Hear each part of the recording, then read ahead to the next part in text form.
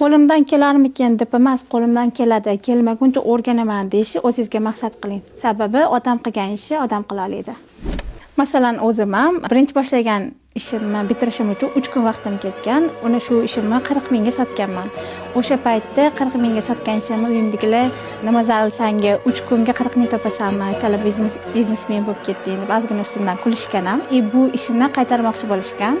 Lekin men yo'q, men mana shu sohani eng oxirgi natijaga olib chiqaman deb to'xtamaganman. Harakatdan to'xtamaganim sababim hozirgi kunda mendan ortiq o'quvchilarim men orqali juda ham katta natijalarga chiqib kelishdi. Yaqinda bitta o'quvchim aytdilar, mana shu to'qigan o'zlarining zakarlarini ortidan yiqqan pullariga iPhone oldim deb aytdilar. Bundan tashqari yana bitta o'quvchim ham aytdilar, turshak sotib, mana shuni puliga men ip oldim ustoz. Mana shu ipimga zakaz olib, men hozirgi kunda sotgan turshaklarim menga juda katta natija berdi deb aytdilar. Kutilmagan natija, chunki chekka qishloqlarda turib zakaz olib O'zbekiston bo'yicha dastavka chiqarib o'zini natijaga chiqarayotgan qizlarimiz ham bor.